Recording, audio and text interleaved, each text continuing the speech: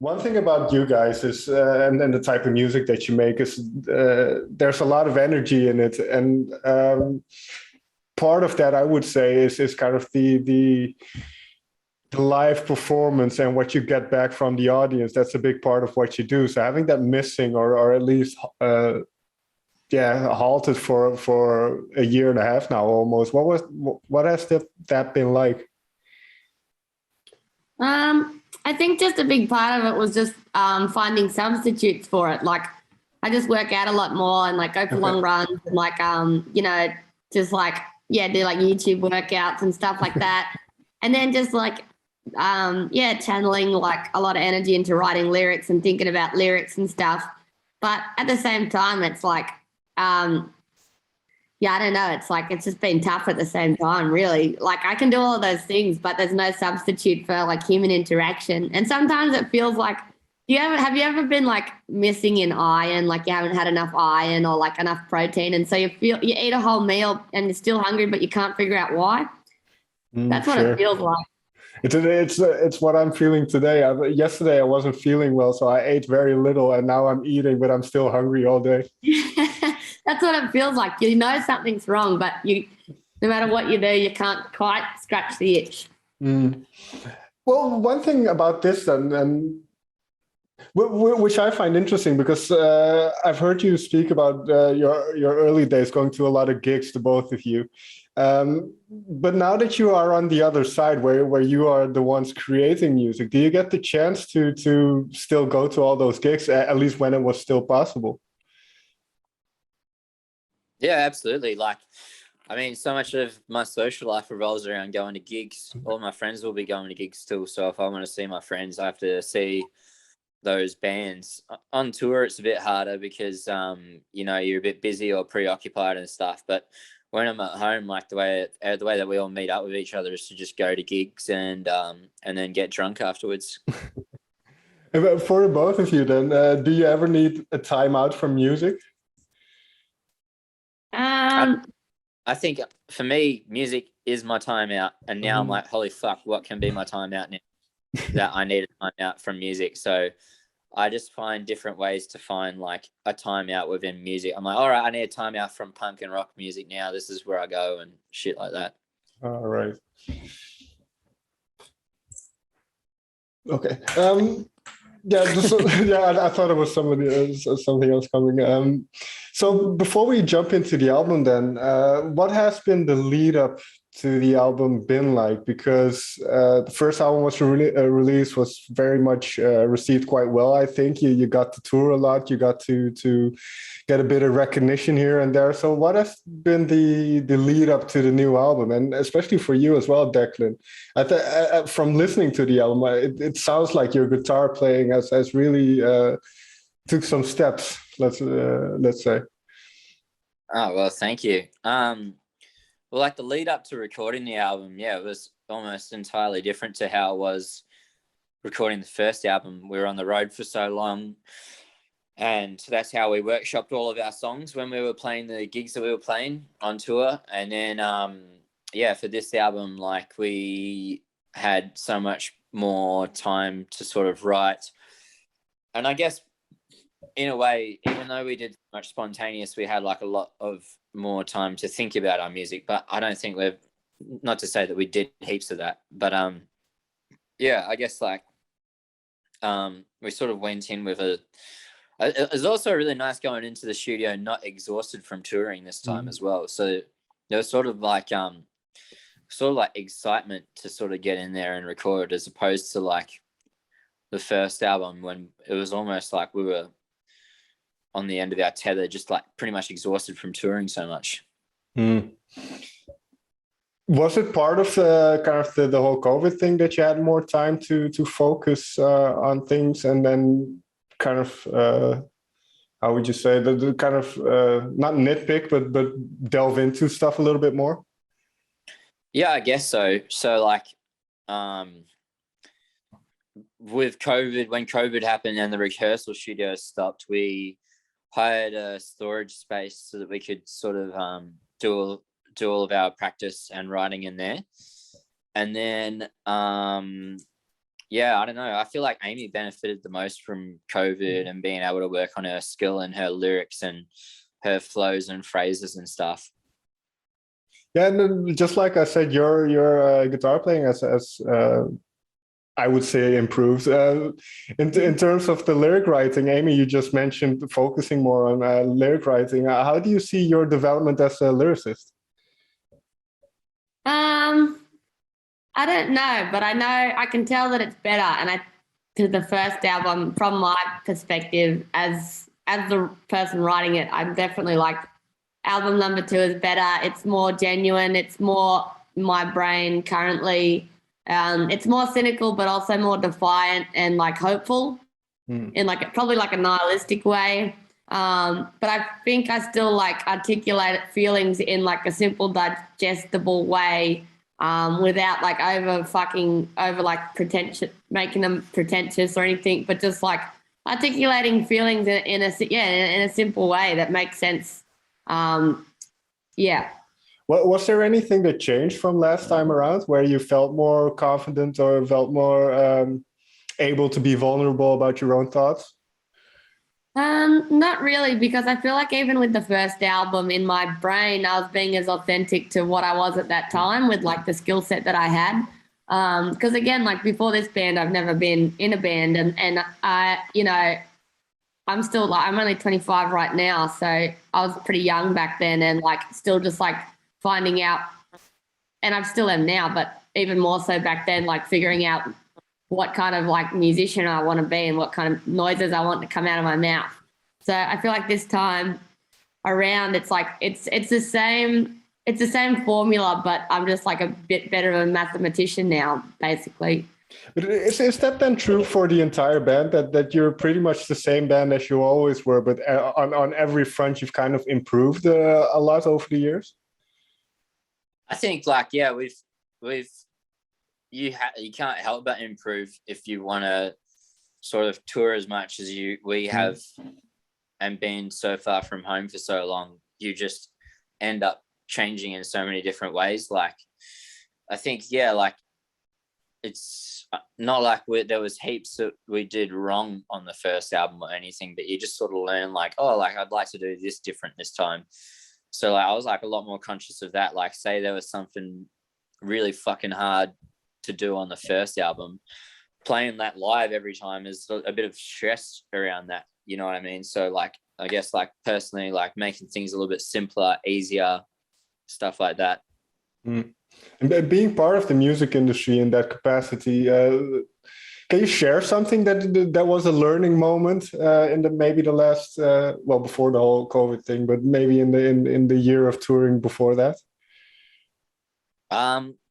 Well, like I think that for me, the biggest lesson that I ever learned was watching King Gizzard tour when we supported them, and just seeing like how tight they were and how hard they worked, and what it means to be on the road for a month around a country that you're not from, you know what I mean? So that was a real eye-opener, seeing how they worked, I guess. And then and then I mean, I'm still just trying to learn how to do laundry on tour and stuff. The touring, I've never toured obviously, but it seems like a tricky thing. Was it easy to get used to early on for the both of you? I think like I didn't really have like a comfortable living condition at home. I didn't really value like a clean made bed and a well-cooked meal. I was like, yeah, sick, takeaway, and who cares if I haven't changed my sheets once this year? So like touring and like having like a different hotel room every night, I was like, oh, this is nice. Like I could get used to this. Bit of catering. You get to try all the fast foods around the world. And yeah, like I wasn't like in a relationship with anyone back in Melbourne. So I was like, there's nothing for me here. I'm just going to become a tourer. This is sick. That's good. And the other side of that, I would say, is there comes some notoriety with doing well in music. People know who you are. People have opinions about you. And perhaps this is where a song like Laughing comes from. But for you, especially Amy, being the front person of the band, what was that like, that people all of a sudden kind of knew about you? It's pretty bizarre. I still haven't wrapped my head around it completely, but at the same time, it's just normal to me now. And that's just a part of like my existence, is that a couple of people know who I am a bit more than what they did before. So I don't know. I can't really quantify it or understand it right now. But if, for instance, a song, maybe I'm wrong in this, but if a song like Laughing, is that where it comes from? Kind of the fact that people all of a sudden kind of have their opinions about you? Yeah, definitely. Just in general, it's like I'm constantly navigating other people's opinions and perspectives and judgments, criticisms, compliments, laughter, not understanding why I make decisions. And like, that's the main thing. Like, a lot of people just don't understand the decisions we make. And like, people criticize people for the naivety, but in the end, it's like, I don't know what I'm doing most of the time. And I am naive, and I will make mistakes, and I do make mistakes. And people can laugh at them, but I'm learning, and I'm learning fast because I'm not afraid to make mistakes. And I think that's that's so bizarre to me. That's such a big criticism.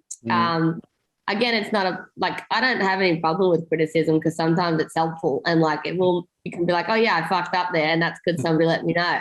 But at the same time, it's like, yeah, we cop a lot of it, and it's important that people remember that I don't know who they are, and I don't know why they think they know who I am either. Right. Well, there's a line in Choices as well, which I really like. You aren't aware of what I'm looking for in my life, which is basically that the notion of, because we live in an age where people try to tell people how to think or what to do in a sense. But that really captures that idea that you don't know what I'm looking for. You don't know how I want to live my life. So as a band, as a collective group, have you always had that kind of devil may care attitude? Like, I'm just going to do me, and I don't care about what other people think? Yeah, pretty much. I think it's so complicated though, because it's like, I do care what people think. I don't want to ever hurt anybody or anything, but I don't care what like society thinks. And I think it's mainly just like encouraging critical thinking and going like, I don't agree with that thing that you want me to do because of this, and this reason, rather than just like a blanket kind of like rebellion, just going like, fuck everything and fuck everyone. It's more like, but why can't I wear a bikini top? And like, but why can't I don't know why can't I say what I think if it's not hurting anyone? Like that kind of thing. Right. And for you, Declan, because I'm guessing, Amy, you're still the one who does all the lyrics, but do you discuss these topics, these themes? And Declan, do you have a favorite bit of lyric on the new album?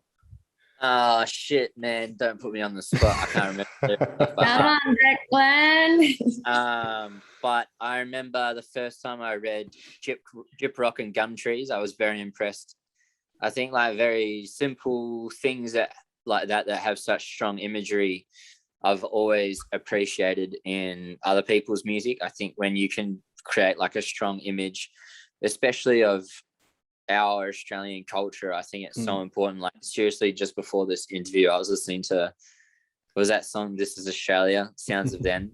Yeah. And there's like lightning, we watched the lightning crack over the cane fields, laugh and think This Is Australia. I was literally just listening to that. And so when I saw like Amy do like Gyp Rock and Gum Trees, I was like, oh fuck, like that's sick. Like that's an Aussie identity, and that's my fucking band right there. That's sick. So I love that. And then like as well, like the whole song Knifey, I think is so beautifully crafted.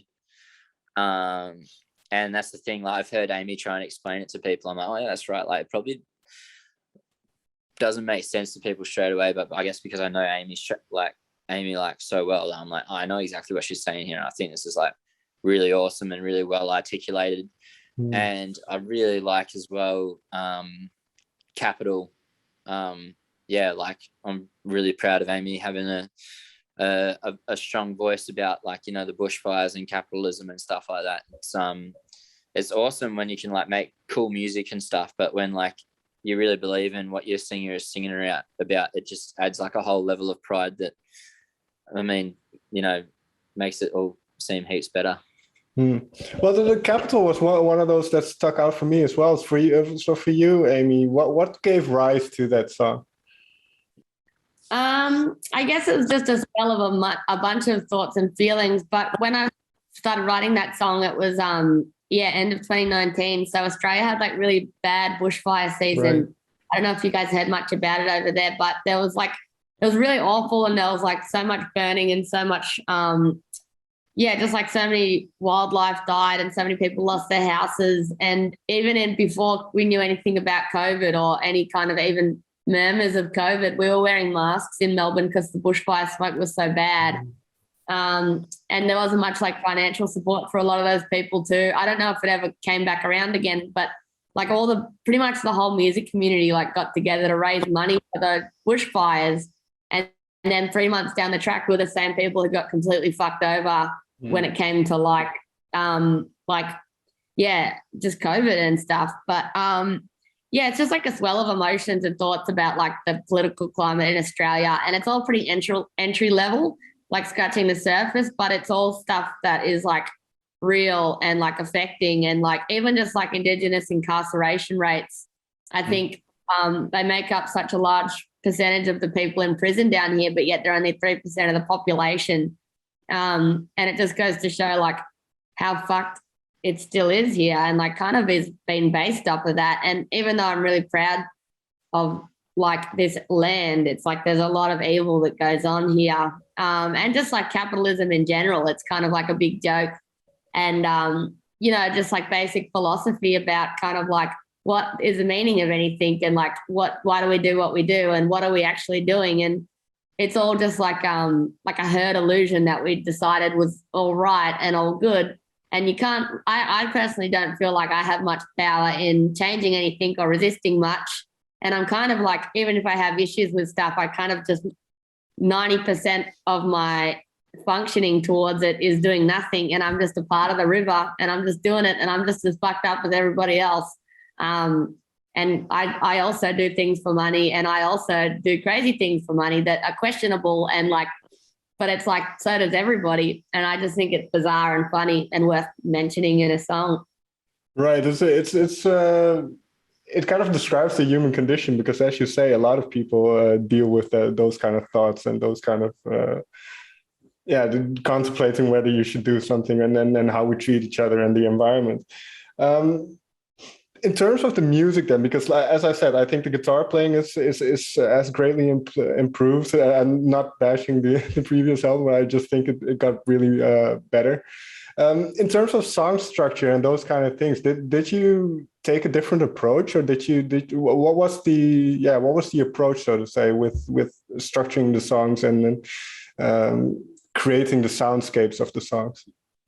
Yeah, so I guess like we just sort of, as much as, I mean, the verse chorus formula is absolutely perfect, but we just decided like just to make it sort of like exciting for ourselves, and a challenge, I guess, to ourselves was just to sort of make song structures a bit more interesting, I guess, not for any purpose, but just to make it, I guess, interesting for ourselves, because maybe it's because we spent so long on the road and we can understand how certain songs can get boring. So I think like if we can make the structures more interesting for ourselves, then we could probably have more enjoyment playing them live down the track and stuff. And yeah, I guess like that was like the challenge, I guess, that we set ourselves, rather than like trying to make the actual music complex. I guess like just make the structures more interesting. Now, with this being the second album, do you feel like you've got the hang of it, or whatever kind of it means to be a musician? I think I reckon, I don't know, like this, I don't know how to explain this, but I once said, I can't wait for our third album.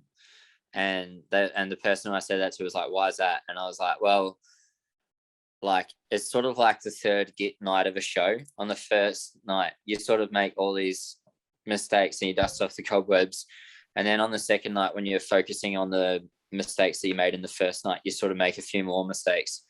Then by like the third night, you're just sort of not thinking about it and you just know how to do it. So I think like maybe one more album and we'll be able to have the hang of it. Final question then. What do you hope? Because I think Australia did quite well during COVID, but I'm not sure in terms of kind of cases and what you were able to do. But I don't know if you have played any of the new songs live, but what are your expectations might not be the right word, but what do you hope the live shows will be once they're possible again? I just want them to be. I just want them to happen. Well, okay, let me ask it slightly differently then. What do you miss most about not being on stage? I miss all the people and looking out and seeing like a bunch of different people and they're all sweaty and they're all happy and they're angry and they're feeling stuff, and just being in a room full of people that I don't know, and like just the human interaction. Just all of that stuff is really special. And yeah, I miss that. For somebody who is not a musician, can you explain that a little bit, kind of what it's like? What goes through your mind when you're on stage? Are you very conscious of the songs and what you're doing, or is it kind of, yeah? For me, it's mostly out of body. Like I'm just like a pure, just like vessel for energy, and like I'm not really thinking that much at all. And yeah. Okay. For you, Declan? I don't know. Like I've never driven like a race car or anything, but like when they're like they talk about like getting in the zone, and they're like so almost like meditating. It's sort of like that, but like these guys are going like 300 kilometers an hour or 200 miles an hour, and yeah, like it's sort of like they're sort of like within yourself. You're sort of like meditating, but there's so much like chaos going on around you. And it's like really awesome just seeing like the looks on some people's faces as well when you do some crazy things and they get like real big smiles, and then you can't help but smile because you're like, oh look, I've made that person happy. That's really nice. Well, one last question then. Which show would you like to see once the world opens up again? Is there any band you're dying to see live? I have sort of been checking out Turnstile a bit lately. I think it'd be sick to see them. What? Nothing. Oh, yeah. Why is that funny? Oh no, it's just nothing. All right. All right. Yeah. I would like to see Turnstile. Like my housemate's been blasting them, and I'm like, oh fuck, there's actually pretty good music. And yeah, so I was like, oh, Okay. Yeah. And you, Amy? Oh God, I don't know, but I honestly like there's this band from Sydney called Coffin. I've seen them a million times, but I'd just love to see them again. I just love seeing them play a lot. Well, let's hope that you get to do so very soon then. I hope so too. Amy, Declan, thanks a lot for taking the time to talk with me, and I hope all goes well with the record and that you get to play on stage very soon. Thank you. You too. I hope you get to eat lots of food today. I hope so as well. I'm very hungry now, so I'm going to do right after. Good. All right.